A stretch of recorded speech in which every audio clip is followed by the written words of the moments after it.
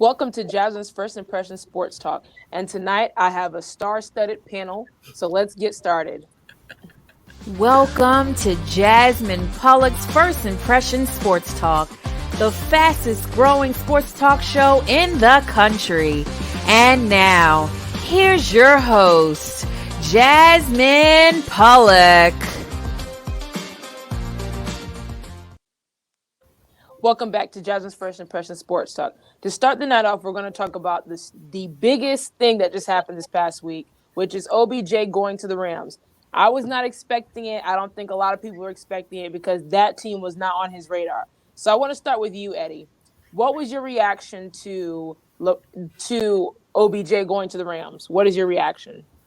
I was shocked that he went there because I think the reports had him going to like three different places, like the Saints and the Packers, and I don't think anybody saw the Rams coming into it. But honestly, I don't know if I know he's talented, and maybe it's just the team, but I don't know how great of a guy, how great of an ad that is. He may be able to catch passes, but he seems to have a problem in a lot of locker rooms. And after a while, I know his third team. It might be if it becomes an issue, then you got to stop looking at the teams and start looking at the consistent theme. And if it's always him having a problem, then maybe it's him. Maybe it's not the team. So I'd like to see him succeed, but I want to see what he does first. I agree. And to me, like, even though I'm a Packers fan, like I was like in the middle, I was like, I wouldn't mind having him, but it's always those question marks of off the field issues with him. Like he couldn't handle New York.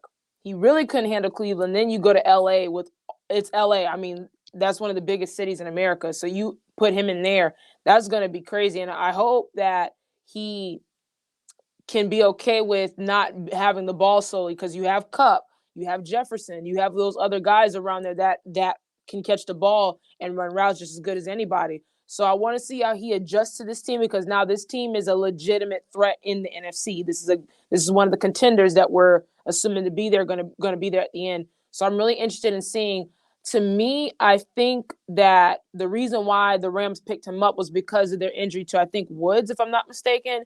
I think that's why they added him. And for sure, I wasn't expecting him to go to the Rams either. It was the Packers for me or the Saints because Saints is home to him. He's from New Orleans, so I was hoping to see him there or in Green Bay. But I was really shocked he went to the Rams. I was really shocked about that. But Frank, what was your biggest takeaway from him going to the Rams?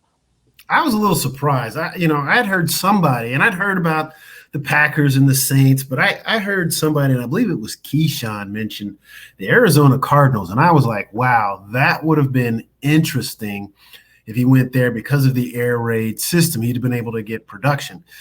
But I'm actually pleasantly surprised that he chose the Rams, and I think this is going to be eye-opening for the league and for OBJ. And the reason I say that is if you look at the Giants, he didn't have a team around him. You look at Cleveland, while they're talented, they weren't featuring him. They weren't using him. And to Edward's point, it kind of felt like there was some shade and some disgruntledness going on with him. But there's going to be no excuses in LA. And I think he understands that too. Like this has got to be the spot where he's got to be a great teammate, right? He has got to be a productive, great locker room guy. So I kind of think for both parties, this is going to be a nice situation. And it's going to be up to Odell to say, hey, even if they don't throw the ball, you're not going to hear a peep out of me. But if they do, I'm going to stay humble and do my thing. And that's going to be a completely different light for Odell. I agree. Jeremiah, what is your takeaway being that the Rams signed Von Miller the previous week and now they have OBJ? What is the Super Bowl the ceiling for this Rams team and can they do it?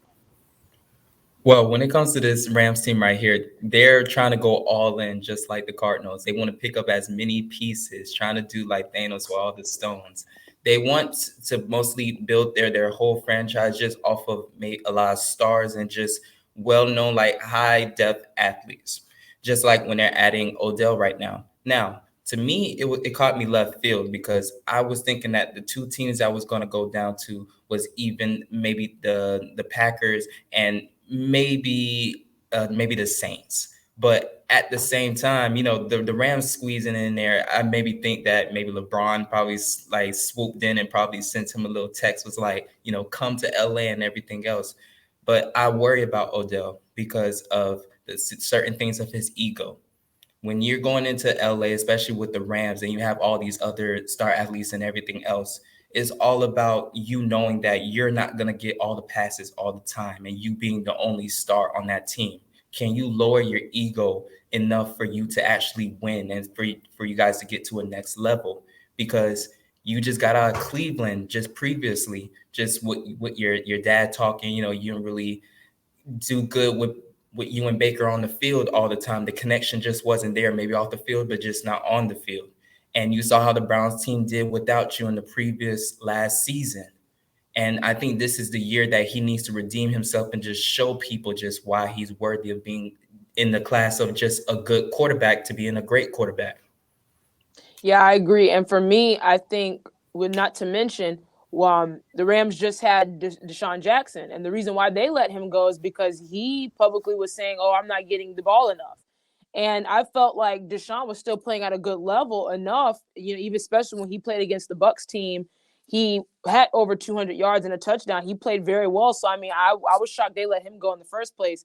But I feel like for OBJ, if I don't want to say it, but I'm going to say it, I think this is going to be like the final test for him because it's his third team. If he doesn't deliver or he's still doing that same thing, as we're starting to see less and less of him, I think. This Rams team is, they're building to win a championship. They're building to compete, and not just for this year, but the following years. But Eddie, to you, being that they added Von Miller, being that they just added OBJ, do you think this Rams team is the best team in the NFC right now? They're trying to buy their way into it. I mean, they've got. I was just thinking about that. I mean, that's a lot of additions, a lot of first year players, everybody trying to get on the same page with 7 games left. I mean, this is essentially like a 7-game audition for Beckham going into the future. But I mean, if they can get it all to click, that would they could be unstoppable. I mean, Cooper Kupp is fantastic. I mean, I don't think he's healthy all year, and that dude is just always open, and he always catches passes. So I mean, Matt Stafford, I've watched him his whole career because he was a Lion. He was in Detroit, and I'm a Bears fan, so I always liked him. I loved when he connected with Calvin Johnson. Like, that was fantastic. So he has it in him, but does he have enough left? I mean, did he spend all of his good years in Detroit? And he's, hopefully he's got, he's never really played in the playoffs. So we don't know what he's going to do in January and February. So hopefully he has it. But yeah, the Rams are trying real hard to buy a championship this year. It'd be interesting to see if it happens. And if it doesn't, what's going to happen in the offseason? Are they going to offload everybody? Or are they going to, try to keep everybody together? So, the NFC is going to be kind of tough to get out of. Even their own division is going to be a little tough. I mean, every single team in that division is good. So it's going to be interesting going in the last 7 games of the season, see what happens. And for me, like when you look at Matthew Stafford, like you said, me being a Packers fan and stuff, we've seen him all the time when he played for the Lions. And that connection with him and Calvin Johnson was lethal. Like, he was unstoppable. But Matthew Stafford has never been in a situation where he's played at a level like this and, being one of the top seeds in NFC, or, he's never been in this. He's never been able to compete in the playoffs, or, compete of going to the NFC Championship or going to the Super Bowl. This is totally different territory for him. Now, he has the team to do it, but it's all about him. Can he lift this team up? And we're going to really see what Matthew Stafford is about. So we'll go on to the next subject, on to the next topic. Let's talk about this guy named John Gruden. Now, we saw this guy he was released from the Raiders a couple of weeks ago following some of the emails that we saw. And there was so much going on. There was a lot of derogatory terms used, a lot of different things like that. So I want to start with you, Frank. He's suing the league right now and Roger Goodell because of all of this and what happened.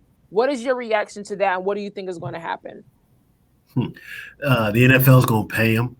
They're going to settle to pay him so it doesn't go to court, so that everybody else that's in those emails, the 10,000 emails, and all of the folks that were copying on those 10,000 emails do not get exposed. They want Gruden to take the hit for this. He doesn't want to take it. That's why he's suing. But the NFL and the owners are like, oh, no, you cannot air our dirty laundry. So they're going to settle. Now, how long it takes for them to settle, I don't know.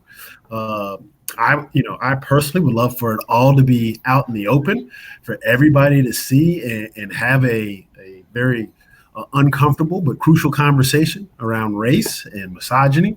But I don't think that's going to happen. Mm-hmm.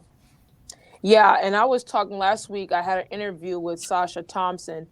She's a diversity coach and consultant. I talked with her about the situation, and she was saying, she brought up a good point about this whole situation, was that he can't be the only one that was doing something. I feel like there was other parties involved, but obviously, like you said, Frank, that they want him to take the fall for this.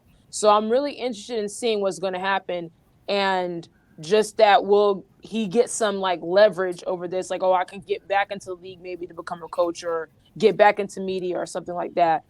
Eddie, what do you think based off of that? Like, do you think John Gruden could be back in as a coach or anything like that? What do you think? Yeah, he's never coming back. That he's not going to be associated with the NFL ever again. I don't think.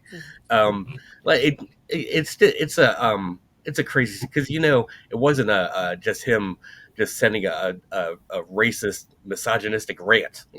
So, Right. Like, it was obviously, and he was an employee of ESPN at the time. So like when this whole thing first came out, they were saying that the Redskins need to step up and apologize for everything that was going on and all these things. But I was like, well, Gruden was an employee of ESPN, so where are they coming in saying they vetted him, obviously, and did he develop this, racist, misogynistic personality while he was at ESPN, or was he always that way? So, everybody's crucifying him, and rightly so. I mean, you can't put that stuff in an email, and you shouldn't really be saying that at all.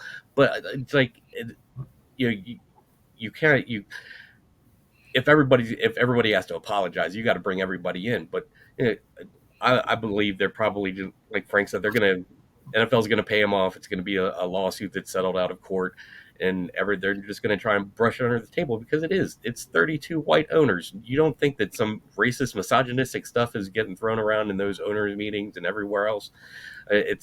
You'd be naive to think that it wasn't. So they don't want any more of this coming out. They're going to bury it as much as they can. And Jeremiah, do you think what Eddie just said? Do you agree with that? Oh, most definitely. He is not getting hired as any coach or any coaching staff. Like Gruden, when it came to this whole situation, it's just like when you with your parents, you get your hand stuck in a cookie jar, you get caught. But then you get caught, but you want to blame everybody else. You want to blame your sister. You want to blame your brother. Is really not about that. And you already know how the NFL goes. They try to keep those things under wraps. And especially, trying to keep, protect their own and everything. So I believe that they will settle when it comes to this this whole situation at all, because it's too deep to really even try to go for too many, because at the same time, we already know that there's more emails that's going to be out there, but the NFL is going to try and shut this down before it can even go even further. So it could be no more headlines, so they can just get right back to football. I agree. Anything football. But Frank, you mentioned something before the show started about how the NFL looked pretty interesting this year. What did you mean by that? I mean, there's just so many different storylines. I mean, this is one of them. And to touch on what you guys are talking about here, I'm not ready to say that John Gruden won't be back in the NFL. I mean, if you think about it, he's suing over 10,000 emails. And you think about just a normal string of emails with your friends, right? It starts off with one or two people, then two or three more people get added. It's just like the group text. So you don't know how many different names on how many different places are attached to those emails and what the background of those folks are. So in order to keep him quiet, part of the concession could very well be, you let me be an advisor or something just to keep me quiet, to get me back in the league. So I can easily see that as something. But you can look at all of the injuries that have happened to Baltimore, and the fact that they're still winning games. Right at the start of the season, there was talk about Lamar Jackson and could he do this, and now he's showing he can. Right, Mm-hmm. the talk was on Patrick Mahomes and how great he was, but look at him struggle. Right, nobody was talking about the Titans, and they're beating up out of people. They're just beating up. They're beating up. Right, The AFC and the NFC is so tight right now. It is very tight. Everything is tight. Right. Aaron Rodgers and the whole thing from 2 weeks ago, a week. So, I mean, there's just storylines all over the place, right? They're just all over the place. I mean, just what's the line? Just get your popcorn. Just sit back and just watch the show because it's a drama all over the NFL. I agree. Like I'll say that this has to be the craziest season I've ever seen. Like as me growing up watching football, this has to be the craziest season. Because there's so much going on at one time. There's a lot of injuries. They were saying there's like a big number of guys who have their ACLs torn. It's ridiculous. Like even Chase Young just today when he played against the Bucs yesterday, tore his ACL out for the season. It's crazy how these guys are getting injured like this season. And then of course the Aaron Rodgers situation, the John Gruden, then of course the Henry Ruggs situation. It's just a lot going on. And then when you look at the Bucs, you think, oh, the Bucs are going to have an undefeated season. They come out of the bye struggling against a very not good Washington football team. It's crazy. But, Eddie, what do you think? What is your look on the NFL as a whole, like as the league? Do you like Goodell? What do you think about it? I don't have any strong feelings about Goodell. I have very strong feelings about how much that man gets paid for. It seems like he does practically nothing, but his paycheck is like $45 million a year or something like that. It's ridiculous. The NFL just this year, it's a very soap opera-ish kind of product this year. I mean, there's a lot of side story. I mean, out of everything else that you mentioned, there's 7 rookie quarterbacks that are starting in the league. So there's still a couple more than there's still Trey Lance who may or may not become a starter. So they're definitely dominating the news headlines every day. They're definitely staying in the public eye. I mean, it's a good product from a fantasy football perspective. It's been killing me trying to replace some of these guys that are going out with injuries and going on the IR and stuff. But it's been a pretty interesting year. I agree, Jeremiah. What is your take on the NFL this season? More craziness.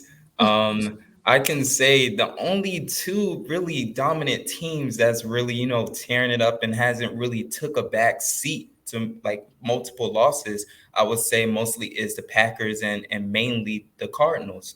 Like other than, Kyler Murray going out and plus J.J. Watt getting injured and everything else, but they just have such a deep back. Even when they come back, I still think they could be also a dominant team. And Packers, their defense is just picking up, to a better elite level, especially even when Aaron was out and they was playing in that Chiefs game. But you can just see through this whole season, it's been a complete struggle for some teams, even when it comes to rookies this year, rookie quarterbacks. The only one I can see that's really making a big leap is Mac Jones right now. The other ones, they're either struggling to even be a starter or they're just not getting in rhythm at all. And you can just see their bad sparks and every single thing. And to be honest, right now, it's really a toss-up to who can really be in the AFC right now, because it's just the NFC is just so dominant right now to where the AFC, everything is just so close. Yeah, I agree. When you mentioned that, I feel like when you look at the NFC and the AFC, I feel like the NFC is a lot stronger this year than the AFC. To me, like there's only 3 teams I see that are literally look legit.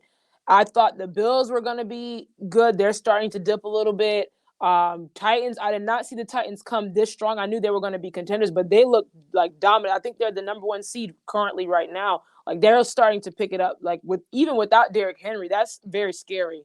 But and even the Chiefs are starting to pick it up too. But I still don't see the Chiefs going as far as people see them going. And then, of course, I think the dark horse right now is the Patriots, just because, Mac Jones, he's starting to learn. The defense is starting to play better. They have Bill Belichick. I mean, they're going to be the team. And if the Bills keep losing, the Patriots might good and well win that division and be one of these top seeds in the AFC. But right now, to me, I think the NFC is a lot stronger and a lot more star-studded than the AFC right now. But that wraps up tonight's show. Thank you, Jeremiah. Thank you, Frank. Thank you, Eddie, for coming in and just giving your insight about some of these topics. It's always a pleasure having you guys. Thank you to the audience for giving me your support and giving me your energy. Thank you, Jay. Thank you, Leon, for making this happen. See you guys here on Jasmine's First Impression Sports Talk on Mondays at 8 p.m. Eastern Standard Time. Have a good night.